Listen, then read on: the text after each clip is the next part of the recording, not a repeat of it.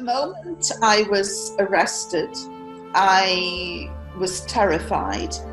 So I really didn't think that I was going to see the sunset that night. I just thought this is the end for me. Assalamu alaikum, brothers and sisters, I hope you are well.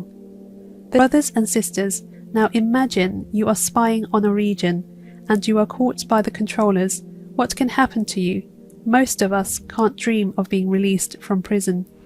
Yvonne Ridley is a British journalist. She was captured by the Taliban in 2001 and was held for 11 days. She entered Afghanistan from the borders of Pakistan illegally and spent 2 days undercover.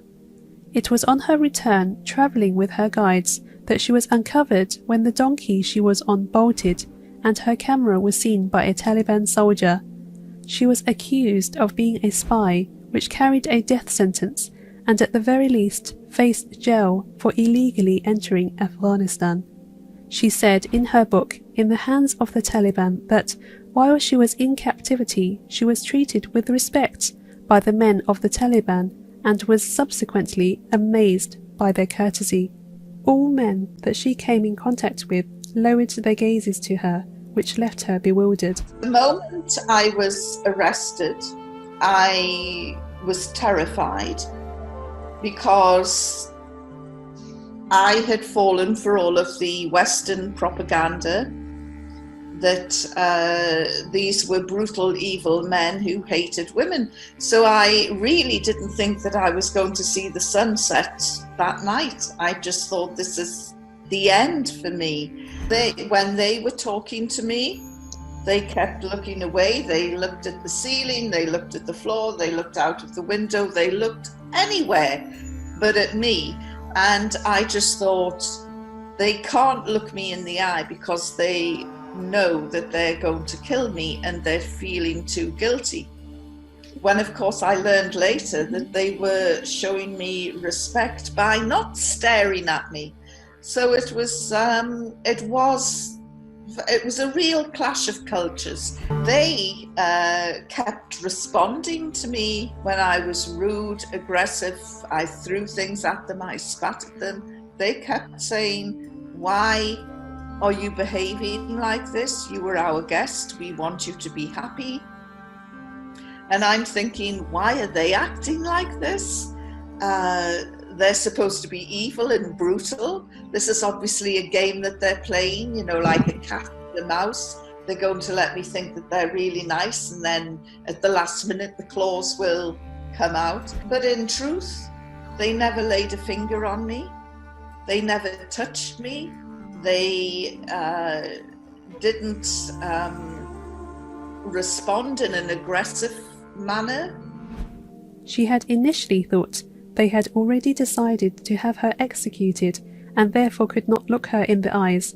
Only later did she discover they were showing her a sign of respect. While in captivity, she gave the undertaking to read the Quran and study Islam if they let her go, fulfilling the promise and setting out on what she described as an academic exercise. She said she was shocked to discover the Quran makes it clear that women are equal in spirituality, worth, and education. What everyone forgets is that Islam is perfect, people are not. She reverted to Islam in the middle of 2003, claiming that her new faith has helped put behind her broken marriages and embrace the biggest and the best family in the world. Allahu Akbar. She was released on humanitarian grounds even after the war started. And after 11 days, I was released on humanitarian grounds even after the war had started. And the journalists were shouting, how did the Taliban treat you? And I'm walking towards my colleagues from the Pakistan media, and I thought, you know, these guys treated me with courtesy and respect. And then I thought, gosh, how did I treat them? And I thought, I nearly stopped and I nearly turned around to go back to say, look, I'm really sorry I was so rude. But I thought, if I stop and turn around, they'll say, oh my goodness, she's coming back, and then they would shoot me. So I went and I told the Pakistan media I was treated with courtesy and respect, which was true. But I will, if you release me, I will read your holy book and I will study Islam. When I got back to London, it would have been easy for me to think, well, I'm not keeping my promise. But I also thought, as a journalist, it was quite clear that I knew nothing about Islam.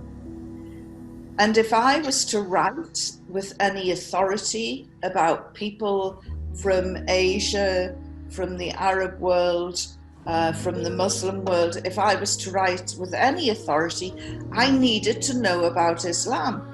Because the one thing that I came to understand very quickly through the Taliban was that Islam is not just something you pick up and put down on Friday prayers.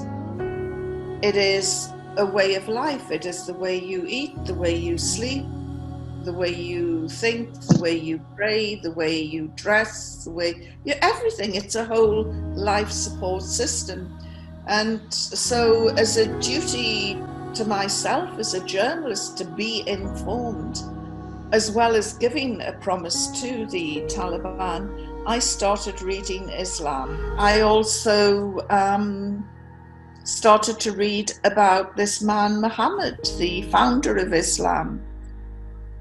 And I was amazed by what I read, and back in 2001, I had never heard of him. And of course now, our beloved Prophet Muhammad sallallahu alaihi wasallam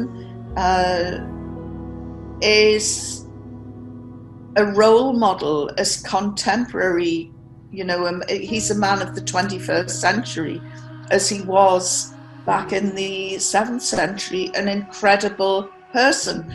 At the end of 2 years, I ended up embracing Islam, and it wasn't a great leap of faith. I'm still praying to the same God. I just do it in a more disciplined way.